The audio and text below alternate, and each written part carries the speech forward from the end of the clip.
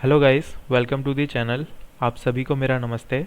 तो दोस्तों, आज मैंने पीओ मेंस का मॉक दिया है, स्मार्ट कीड़ा का मॉक नंबर 10।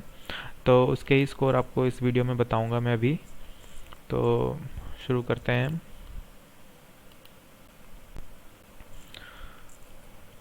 मॉक नंबर 10 दिया था।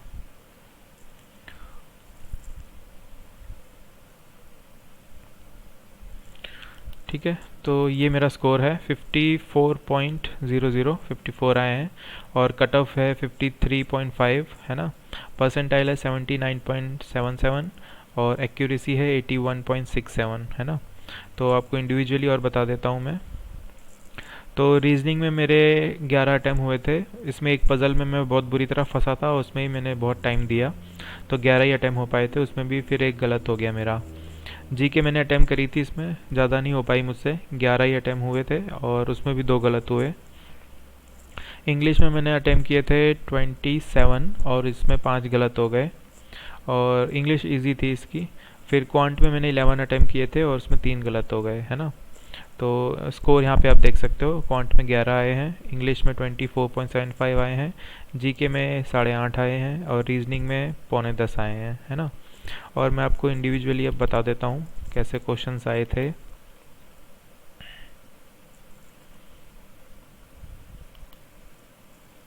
ठीक है, तो ये पज़ल खुली थी। मैंने ये गलती करी इस मॉक में, जो कि एग्ज़ाम में बिल्कुल नहीं करूँगा मैं अब। तो इस पज़ल सारे मैंने थोड़े छोटे मोटे क्वेश्चंस कर लिए, फिर मैं इस पज़ल पर आया इस लालच में कि 2 नंबर की है।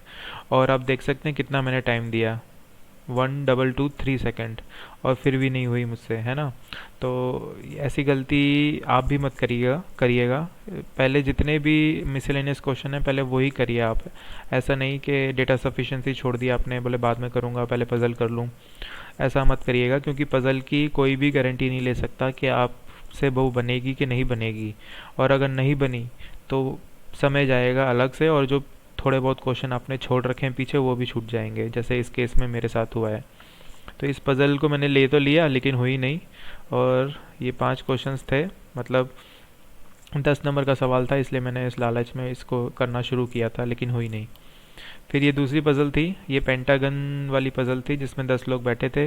ये मैंने स्किप कर दी थी क्योंकि इसमें डायरेक्शन स्पेसिफाई नहीं थी, some are facing inside, some are facing outside ऐसा दिया हुआ था, तो मैंने इसको स्किप किया था। ये क्रिटिकल रीजनिंग का था, ये मैंने स्किप कर दिया था। अगेन ये भी स्किप किया था। इनपुट आउटपुट के लिए टाइम ही नहीं मिला मुझे, क्योंकि वो पज़ल में ही फंसा हुआ था मैं, जो फर्स्ट पज़ल थी। तो अभी मैं देखूंगा इसको, मैंने एनालाइज नहीं किया है अभी, जस्ट मैंने ख़त्म किया है ये मॉक, तो देखूंगा क्या था इसका लॉजिक वगैरह। फिर देखो, ये जो डेटा सफिशिएंसी के थे ये मैंने किए नहीं। मैंने सोचा इसमें 3 3 स्टेटमेंट हैं, टाइम लगेगा, तो वो पज़ल कर लेता हूँ, 10 नंबर मिल जाएंगे, 5 क्वेश्चन थे। तो इस चक्कर में ये सब छूट गए मेरे से।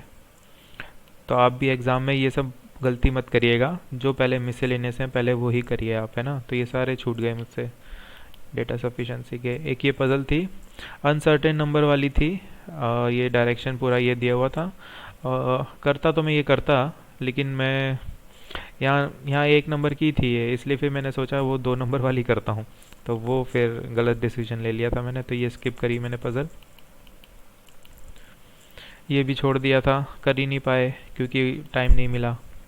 ये course of action critical reasoning का ये गलत हुआ है मेरे से। तो ये अटैम्प्ट किया था मैंने, लेकिन ये गलत हो गया। फिर ये वाले कर दिए थे मैंने, ये इजी थे ये। हाँ, ये इजी था। इसमें आपको क्या करना था, नंबर ऑफ वॉवल्स देखने थे, है ना। ऑड आते हैं तो क्या सिंबल ये लगेगा, इवन आएगा तो हैश लगेगा, ये था। और फर्स्ट एंड लास्ट जो अल्फ़ाबेट है उसका जो फेस वैल्यू है ना, नंबर जो पड़ता है उसका अल्फ़ाबेटिकली, उनका एडिशन यहाँ पे ये सम आएगा आपका, है ना। ये था। और जो सेकंड लेटर है ना वर्ड का, वो आपका अल्फ़ाबेट यहाँ पे यूज़ होगा। तो ये थोड़ा सा ध्यान से आप करेंगे तो ये लॉजिक समझ में आ जाएगा आपको। तो ये हो गए थे। ये क्रिटिकल रीजनिंग का था, मैं नहीं कर पाया तो ये नहीं किया। ये सिलोजिस्म वाला था, ये कर दिया था मैंने। और इसके दो और थे वो मैंने नहीं किए क्योंकि उसमें भी नन ऑफ दिस लग रहा था मुझे। हाँ देखो नन ऑफ दिस ही था, लेकिन मुझे लगा यार सारे ही नन ऑफ दिस क्यों हो रहे हैं, ये भी नन ऑफ दिस ही हो रहा था। तो मैं मतलब अब देखिए मेरा दिमाग, मतलब जो 28 वाला जो मैंने अटेम्प्ट किया इसमें नन ऑफ दिस आया तो मैंने टिक कर दिया। फिर जब मैं 29 पे आया तो इसमें भी मेरा आंसर नन ऑफ दिस आ रहा था। तो मैं सोचा यार दो दो एक साथ नन ऑफ दिस कैसे हो सकते हैं। फिर जब मैंने तीसरा किया 30 वाला, इसमें भी आंसर नन ऑफ दिस आ रहा था। तो मैं सोचा कुछ तो गलती कर रहा हूँ मैं, तो तीनों के आंसर नन ऑफ दिस नहीं हो सकते। तो फिर मैंने सिर्फ एक को ही टिक करा और बाकी दो को तो मैंने किया ही नहीं टिक, डर के मारे, मतलब देख रहे हो आप। तो ये दो मैंने करे ही नहीं अटेम्प्ट, चलो जिसमें के। फिर ये पज़ल थी, हाँ ये वाली करनी चाहिए थी मुझे, ये मैंने कर रखी थी पहले भी कभी इस टाइप की। और ये नहीं करके मैंने फर्स्ट वाली पज़ल कर ली, वो स्क्वायर फीट वाली, और टाइम चला गया उसमें। ये करनी चाहिए थी मुझे। खैर ये गलतियाँ अभी यहाँ हो जाएं तो ही ठीक है, एग्ज़ाम में नहीं करूँगा। फिर ये एक क्रिटिकल रीजनिंग का एक पैसेज टाइप था, तो इतना समय था नहीं था कि इसको पढ़ूँ मैं, तो ये जाने दिया। हाँ ये एक इनपुट आउटपुट का था, ठीक है। यहाँ पे इनपुट दिया था, स्टेप 1 दिया था और स्टेप 2 ये रहा।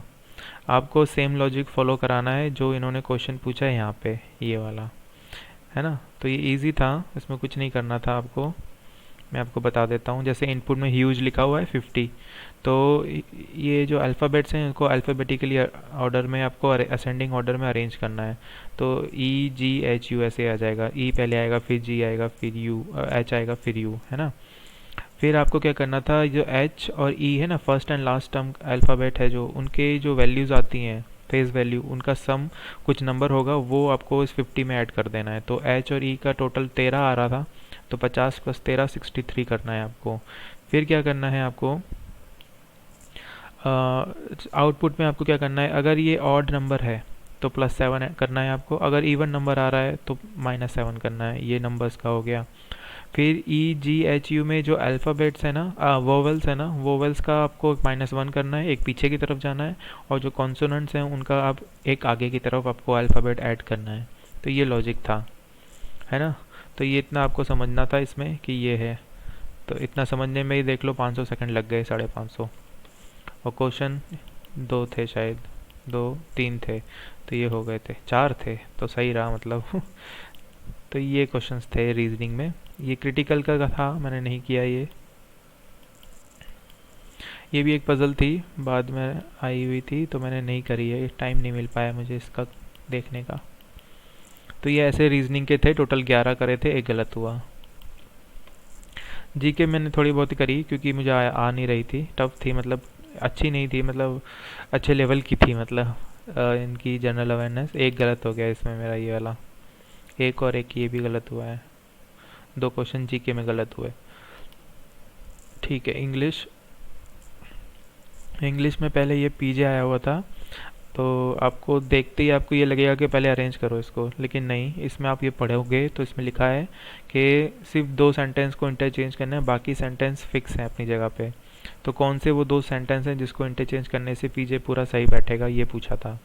तो थोड़ा सा पढ़ लेना जब आप एग्ज़ाम में भी जाओ तो क्या पूछ रहा है, तो नहीं तो अपने मन में तो यही आएगा कि जैसे ये 5 सेंटेंस हैं तो इनको आपस में अरेंज करना है, लेकिन नहीं, ऐसा नहीं था, 3 फिक्स्ड ही हैं, आपको कोई 2 ही अरेंज करने थे, इंटरचेंज करने थे। इसमें वो पूछा था कौन से करने हैं इंटरचेंज, तो बी और सी के इंटरचेंज करने थे। जैसे ये बी और सी कर लोगे तो आपका पूरा फुल फ्लेज फिक्स हो जाएगा पैरा जंबल। उसके बाद उसके रिलेटेड क्वेश्चंस थे, तो ये तीसरा वाला गलत हो गया इसमें। फिर ये क्या पूछा था इन्होंने, कुछ इन्फर करने के लिए बोला था, मैं पढ़ नहीं पाया था इसको, तो मैंने ये नहीं किया। फिर इसमें ये पूछा था कि ये जो बोल्ड वर्ड्स हैं उनके रिप्लेसमेंट में कौन सा वर्ड बैठ सकता है, ग्रामेटिकली भी और कॉन्टेक्स्ट वाइज भी, है ना।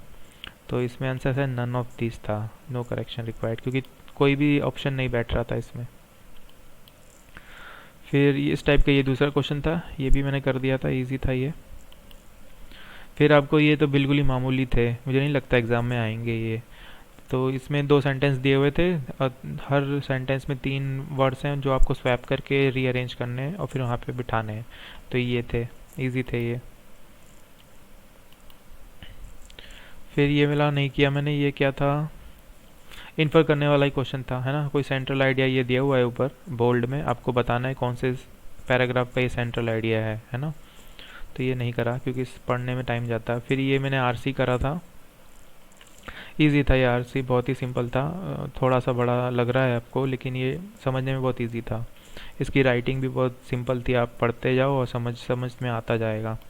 तो ये कर लिया था आरसी। ये आरसी का एक गलत हुआ है, ये इसका मीनिंग पूछा था इन्होंने, इनोक्यूलेशंस है ना। तो मैंने बी करा है, बाकी आंसर सी है इसका। ये वैक्सीन से रिलेटेड है ना, थोड़ा साइंटिफिकली इंक्लाइंड है इसका मीनिंग, इनोक्यूलेशंस का मतलब। तो ये गलत हुआ एक आरसी में। फिर ये सही हो गया आरसी का, ये भी सही हो गया। एक ये भी गलत हो गया जो ब्लैंक पूछी थी इन्होंने यहाँ पे, but it is struggling to dash enough doses. तो सप्लाई लग रहा था मुझे, पर सिक्योर भी ठीक था। ठीक है, तो एक ये गलत हुआ। ये आइसोलेटेड का मीनिंग पूछा था, एक्यूज्ड का एंटोनिम पूछा था, इजी था। एरर का पूछा था, इसमें एरर कौन से में एरर फ्री है ये पूछा था। ए बी सी डी ई में से कौन से 2 सेंटेंस ऐसे हैं जिनमें एरर नहीं है। तो ये एक कर दिया था मैंने, बी डी था इसका आंसर। फिर दूसरा एरर का ये था, इसमें गलती कर दी मैंने, तो यहाँ पे गलत हुआ एक एरर वाला। ये बहुत ही मामूली थे, कुछ नहीं करना था, इन ब्लैंक में देखना था कौन से वर्ड फिट बैठ रहे हैं, ग्रामेटिकली भी और कॉन्टेक्ट वाइज भी। तो इजी था, ये कर दिया था मैंने, ये दोनों कर दिए थे। ये मैं नहीं कर पाया, मैंने टाइम ही नहीं मिला, मतलब मैंने पढ़ा भी नहीं इसको। क्या था, एक सिचुएशन आपको पता करनी थी। ये पूरा एक सेंटेंस दिया हुआ है, पैरा दिया है छोटा सा, इसमें से आपको बताना है कि कौन सा ये वर्ड है जो इस सिचुएशन को डिस्क्राइब करेगा मोस्ट अप्रोप्रिएटली, है ना। तो ये मैंने नहीं पढ़ा। फिर ये था कन्वे दी सेम मीनिंग, जो एक सेंटेंस दे देते हैं वो लोग, और आपको बताना है कौन सा नीचे सेंटेंस दिया हुआ है जो सेम मीनिंग बता रहा है। तो ये तो इजी था, तो कर दिया था ये भी कर दिया था। ये नहीं किया मैंने, इसमें समझ में नहीं आ रहा था मुझे क्या था, ऑल ऑफ दी अबव, अच्छा वो नहीं किया। फिर ये कर दिया था कन्वे दी सेम मीनिंग वाला, इजी थे ये वाले। ये पैसेज में नहीं पढ़ पाया, है ना, इसके 3 क्वेश्चंस थे तो टाइम नहीं मिला मेरे को, नहीं तो मैं ये करता। लेकिन फिर इसके 3 ही क्वेश्चन थे, इसलिए शायद मैंने इसको अटेम्प्ट नहीं किया।